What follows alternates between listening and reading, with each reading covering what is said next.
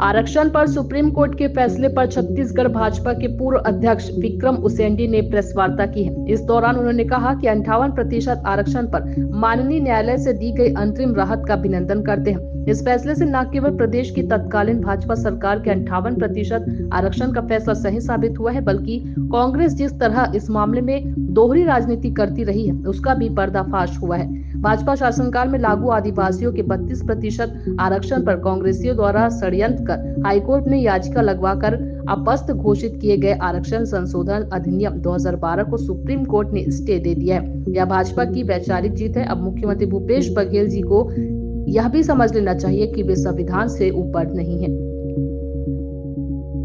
प्रदेश के तत्कालीन भाजपा सरकार द्वारा 2011 में जो 58% के आरक्षण का फैसला को सही जो साबित हुआ है, बल्कि कांग्रेस जिस तरह मामले में दोहरी राजनीति कर रही है, उसका भी पर्दाफाश हुआ है। भाजपा शासनकाल में लागू आदिवासियों के 32% आरक्षण पर कांग्रेसियों द्वारा लगवाई गई रोक को सुप्रीम कोर्ट ने हटा दिया है। यह भाजपा की वैचारिक जीत है।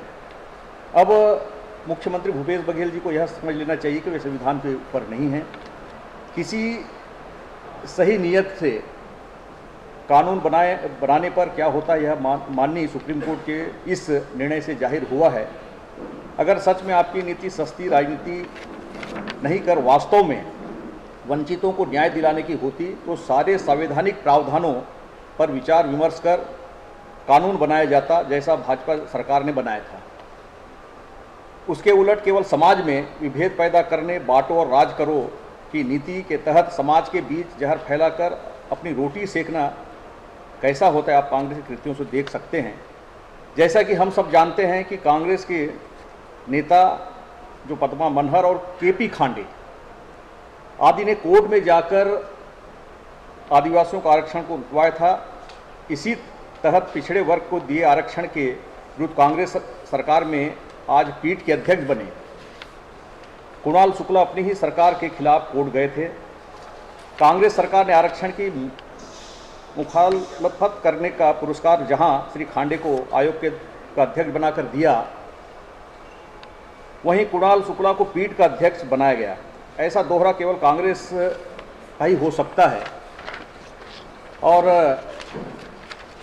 आरक्षण के इस मामले को लेकर हाई कोर्ट में जब मामला था, तब कांग्रेस ने जानबूझकर केस को कमजोर किया, कोर्ट में अपना पक्ष सही से नहीं रखा, जिस कारण से वह हाई कोर्ट में मुकदमा हार गई। इस प्रकार कांग्रेस ने लगातार वंचित वर्गों से छल किया है।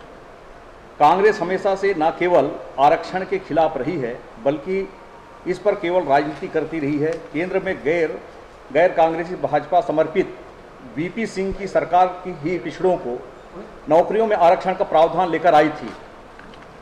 भाजपा के समर्थन में आई संयुक्त मोर्चा की सरकार ने सबसे पहले शासकीय नौकरियों में पिछड़ों के आरक्षण का प्रावधान किया। उस समय कांग्रेस विपक्ष में थी। जाहिर है कांग्रेस तब भी आरक्षण को विरोधी ही थी। सुप्रीम कोर्ट द्वारा मिले इस न्याय से स्पष्ट है कि हाई कोर्ट तक में शासन ने अपना पक्ष बेहतर नहीं रखा। कांग्रेस चाह रही थी कि सरकार किसी तरह हार जाए, इसीलिए इसको क्वांटिफाइबल डेटा आयोग की रिपोर्ट को भी सार्वजनिक नहीं किया।